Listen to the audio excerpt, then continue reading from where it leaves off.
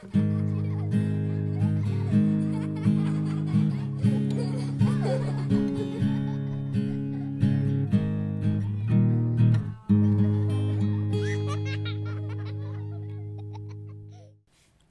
Little Girl Who Lost Her Name. Written by David Kaji Nubi and illustrated by Pedro Serapicos.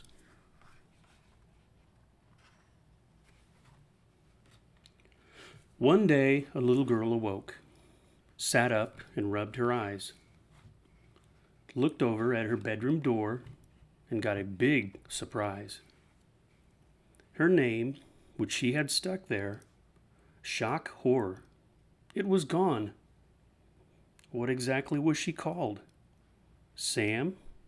Or Rose? Or Yvonne? She looked inside her closet. She peered in all her drawers.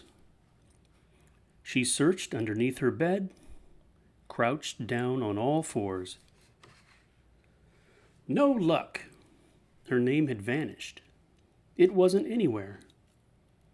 So she put on some clothes, brushed her teeth, and even combed her hair, and set off to find her name, never mind the dangers. For it's true this little girl was ever so courageous. She crept outside into the dawn and found a winding trail. Would she find her name? Let's see. On with our magic tale. The little girl was strolling past a beautiful blue lake when all around the ground began to rumble, shake, and quake. She looked around, and standing there, as high as the sky, was a giant in shiny boots, silk shirt, and stripy tie. "Hello," the giant thundered. "What are you doing here?" "Looking for my name," the girl said, quivering in fear. "Well, move," the giant roared, "and quick. I can't see my reflection, and how else can I check on my beautiful complexion?" He peered into the lake and cried, "A spot! Oh no! The shame!" You see, this fearsome giant was quite fabulously vain. "Don't worry," said the little girl. "That's no spot. You're in luck. It's just a squashed tomato that's somehow gotten stuck." "Thank goodness," cried the giant, as grateful as can be. "Here, take this splendid cufflink, marked with a letter G." Along a road the girl walked, and got a dreadful scare. Out sprang a fearsome creature, with blue skin and bright pink hair. "Who are you?" the girl asked, once she was over her fright. "I'm an imp," the creature replied. "Oh dear, are you all right?" Don't believe the things you hear, that we're naughty, rude, and bad. Those fairies, they'll say anything. It makes me hopping mad. Just last week, it's true, I helped an old lady cross the road. I've picked up litter, washed windows, and all those lawns I've mowed. "So people think you're bad," the girl said, "when you're really quite kind?" "Right," the imp said, "but they hear my name and just make up their mind." "Well, I haven't even got a name," the little girl said sadly. "No name?" the imp exclaimed. "Jeepers! Well now, let me see. Since my name just causes trouble, why not take this letter? Now I'm called Imp instead of Imp. Folk might treat me better." On the little girl walked, here, there, and round about, and came across an animal with a tremendous snout. "Hello there," said the little girl. "What animal are you?" "I'm an aardvark," said the beast. "Good morning. How do you do?" "Not good," the little girl said glumly. "You see, I've lost my name." "Oh, goodness!" cried the aardvark.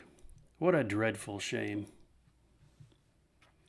The aardvark rooted busily, nose down among the plants, and said, "Perhaps you'd join me for a tasty plate of ants?" "Ants?" the girl said, horrified. "No, really not for me." And she sat looking so gloomily. The aardvark took pity. "Lost your name?" it snuffed gently. "Well now, that won't do. But there's no need to give up and sit there feeling blue. Aardvark starts with 2 A's. I can certainly spare one. I'm sure you'll come across your name before the day is done." The little girl wandered along a shore with icebergs floating near, and saw a huge, big creature with a horn just like a spear. Oh no, the horn was stuck in ice. It couldn't pull it free. "Help me, please," the animal cried. "I'm trapped, as trapped can be." The girl pulled with all her might. The creature splashed and splashed. "My friends have all swum off," it sobbed, "and I'm completely lost." "I'm a narwhal," it told the girl, "famous for my strange horn. In fact, people sometimes call me the sea unicorn." "You've got 2 names. I've got none," the girl said. "Oh, how silly." And with a final great big heave, she set the narwhal free. "Thanks," the narwhal said, then sniffed. "But my friends, where could they be?" So the girl climbed up on a rock and looked far out to sea. "I see some horns," the girl said. The narwhal cried, "My friends! Please take this N for narwhal. You'll find your name in the end." Up a hill the little girl walked and saw a fluffy cloud with a lady slouched on top, grumbling out loud. "Are you okay?" the girl asked. "I couldn't help but hear." "No, I'm not," the lady snapped. "I've had it up to here. I'm an angel, that's my job, but it's simply not for me." "Well, I don't even have a name," the little girl sighed unhappily. "All this," the angel carried on, "the halo, cloud, and wings, it's all so good and wholesome, but rocking out's my thing. Playing loud music, having big hair, staying up past dark. I can already play rock songs right here on this harp." "Then go ahead," the girl said. "Whatever's stopping you. If music makes you happy, then that's what you should do." "You might be right," the angel said, then clapped her hands in joy. "Here, take this A for angel. Now, I'm off to make some noise."